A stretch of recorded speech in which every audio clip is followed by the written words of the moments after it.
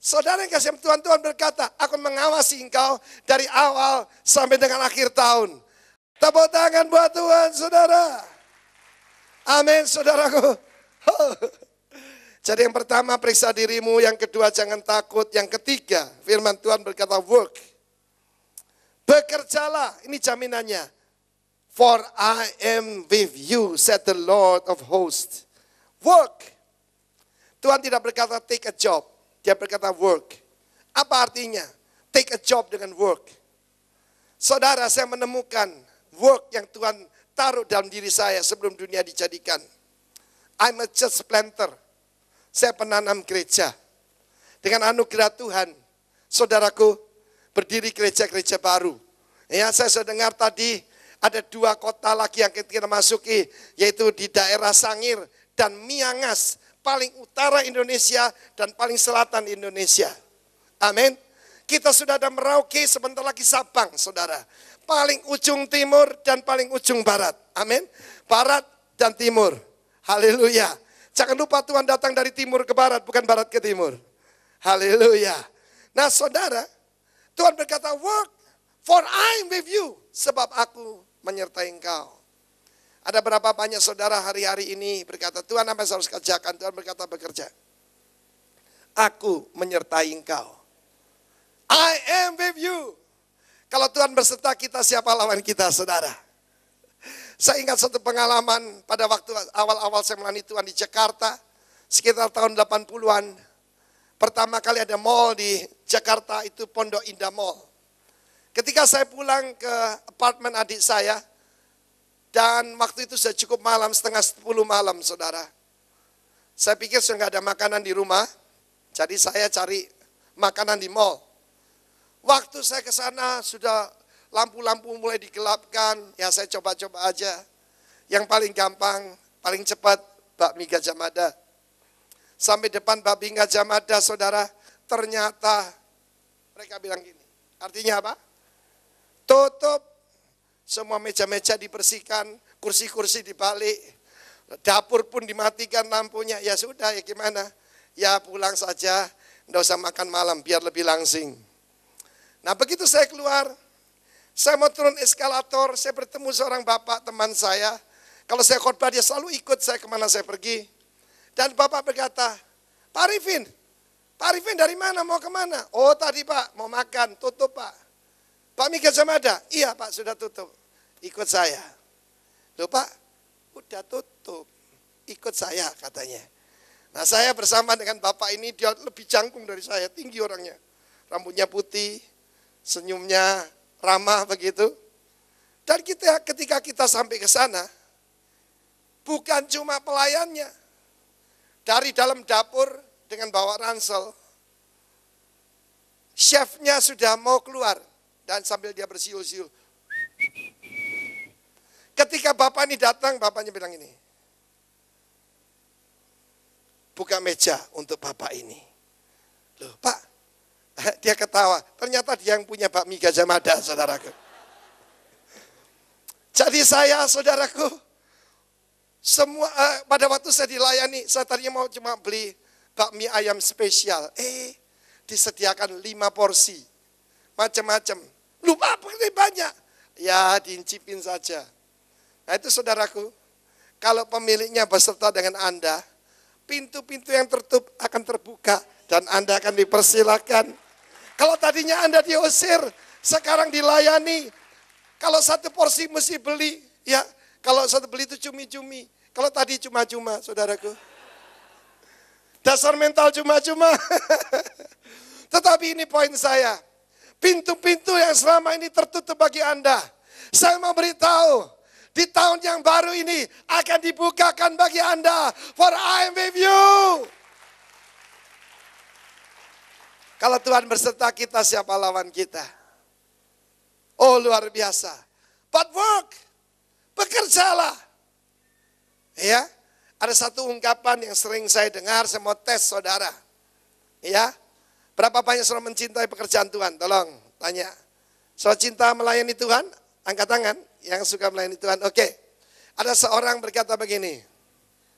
If you do the Lord's work, the Lord will do your work. Siapa yang setuju angkat tangan? Kalau engkau melakukan pekerjaan Tuhan, Tuhan melakukan pekerjaanmu. Silakan angkat tangan yang percaya. Ada beberapa. Saudara, apa betul? Kalau kita melayani pekerjaan Tuhan, Tuhan yang bekerja untuk kita? Ya enggak toh saudaraku.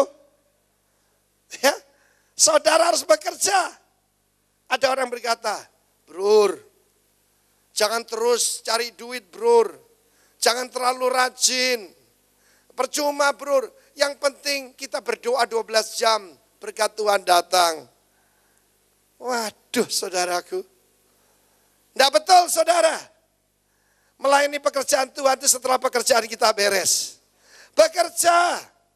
Tangan rajin membuat kaya. Tuhan tidak berkata pray, dia berkata work. Bahkan ada pendeta lebih sadis lagi berkata begini. Barang siapa bekerja itu masih ada di bawah kutuk. Sebab bekerja itu kutuk. Ada apa kutuk? Ketika Adam ditaruh di Taman Eden, dia menjadi manajernya Tuhan. Disuruh mengawasi dan merawat Taman Eden. Amin, saudaraku. Nah kalau orang tidak bekerja minta diberkati itu bukan Eden, itu edan. Amin, saudaraku. Work, for I am with you. Yang penting, I am with you. Tepuk tangan bagi Allah kita. Kita lihat Yusuf. Yusuf itu saudaraku, pertama jadi pengawas. Dijadikan pengawas saudara-saudaranya. Dia paling muda. Tapi kakaknya suka korupsi. Korupsi waktu, suka main-main. Yusuf yang kecil bisa dipercaya. Dia jadi pengawas dari papanya. Memang tidak digaji sih. Tapi disayangi papanya jadi favorit. Diberikan jubah yang maha indah. Jubah maha indah itu juga gambaran putra sulung. Amin. Mendapat warisan 2 kali lipat. Wah, saudaranya iri pada dia. Lalu dia dibuang. Dijual kepada orang Ismail. Dijual ke Mesir. Dia jadi apa? Pelayan. Pelayan pun dia disertai oleh Tuhan. Dari pelayan dia jadi pengawas harta benda tuannya. Kecuali istri tuannya. Digoda oleh istri Potifar. Dia tidak tergoda. Dia disertai Tuhan.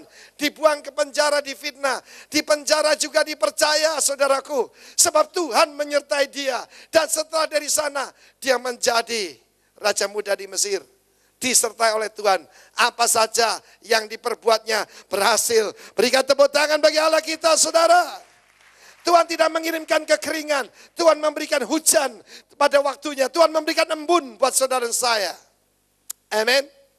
Yang keempat dan kelima dalam Ibrani pasal 12 tadi. Jadi jangan takut bumi ini goyang. Sebentar lagi bukan bumi ini goyang. Langite goyang, langite goyang. Setelah itu rojone goyang, rojone goyang. Di mana-mana akan goyang. Saudara yang kasih Tuhan, firman Tuhan berkata, aku menggoncangkan bangsa-bangsa supaya kekayaan bangsa-bangsa datang padamu. Tapi nomor 4, Tuhan berkata, let us have grace. Marilah kita selalu mengucap syukur. Orang yang penuh kasih karunia Allah itu tandanya satu. Apapun dia mengucap syukur. Di dalam segala keadaan. Dia bisa mengucap syukur. Yang kelima, perintah kepada kita. Let us serve God. Mari kita melayani Allah. Dengan cara yang berkenan. Dan dengan hormat. Takut dan gentar akan Tuhan. Ada kegentaran ilahi. Luar biasa. Saudara, Tuhan membuat pernyataan. The silver is mine and the gold is mine. Tahukah Anda bahwa emas itu ada dalam Alkitab, kitab Kejadian, dan emas juga ada dalam kitab Wahyu. Kitab Wahyu itu berbicara soal sorga. Lantai di jalan-jalan itu dari emas kristal. Emas yang transparan, emas yang tembus pandang. Saya mengajak kita melihat Kejadian pasal kedua, ayat yang ke-8. 12, Kejadian 2 ayat 12. And the gold in that land is good. Amin. Emas itu emas yang baik. Puji Tuhan. Sana emas transparan, jadi emas yang first class, lebih first class lagi emas yang murni. Dalam Kejadian 13 ayat kedua, tentang kekayaan daripada Abraham bukan cuma rohani, tapi juga jasmani. Sebab yang dia pakai untuk memuliakan Tuhan. Kejadian 13 ayat 2. Abraham itu sangat kaya. Banyak ternak, perak, dan emasnya. Coba periksa sendiri kekayaan saudara. Ada emasnya enggak? Emas sedang naik, saudara. Saya masih ingat. Ada seorang pengusaha telepon saya. Saya lagi makan ini. Saya lagi makan di Medan. Pengusaha ini pengusaha toko emas. Lalu dia telepon saya. Pak, bagaimana Pak, saya ini mau beli properti. Pernah kerja properti? Belum pernah. Lalu saya berkata pada dia, Pak, beli emas Pak. Ketika saya berkata beli emas, dia kecewa sekali. Tanya pendeta yang diharapkan diurapi, dia mau kerja properti kok suruh beli emas. Loh Pak, saya ini toko emas kok Pak, artinya Bapak itu cuma ngerti teologi. Kok saya disuruh beli emas itu bagaimana? Saya kan lebih ngerti, saya pakar peremasan. Saat apa yang terjadi? Harga emas naik 2-3 kali lipat. Dia sangat kecewa. Dia berkata, Pak, lain kali kalau Bapak ngomong, saya mau dengerin deh katanya. Ya, saudara yang kasih Tuhan, sebab dunia sedang menuju less cash society. Karena untuk mencetak uang logam, itu lebih mahal logamnya daripada nilainya. Dan karena itu saudara disuruh pakai, yaitu uang yang virtual. Ya, uang yang cuma angka saja, pakai kredit card. Ya saudaraku. Tetapi saudaraku, Tuhan membuat pernyataan, perak punyaku, emas punyaku. Anda jangan ngomong-ngomong orang ya. Istri saya ini kaya loh. Dia punya emas 77 kilogram. Tapi karena puasa jadi 75,5 kilogram. Emas Arifin. Betul sayang? Dia punya emas 75,5 kilogram. Turun sedikit. Jangan khawatir, setelah puasa selesai, kembali kepada kestabilan ekonomi. Oh haleluya. Yang punya kekayaan saudaraku, bukan raja minyak, bukan raja kopra, bukan raja kelapa sawit, batu bara. Yang punya emas dan perak adalah papinya kita. Hallelujah, because of who you are. Because of who you are, I give you glory. Because of who you are, I give you praise. Because of who you are, I will raise my voice and say, Lord, I worship you. Because of who you are. Masuk tahun yang baru. Jehovah Jireh, my provider.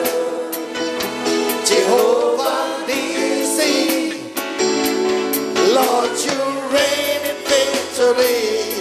Jehovah Shalom, my Prince of Peace. Lord, I worship you because of who you are. Lord, I worship you because of who you are. Oh, Lord, I worship you because of who you are. Amen.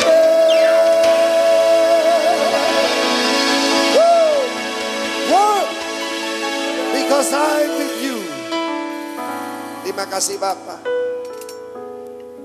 Krisis multidimensi yang kami hadapi saat ini justru akan membawa multiplikasi buat kerajaan. Akan membawa expansion for your kingdom. Terima kasih Tuhan. Tidak ada kesempatan seperti saat ini.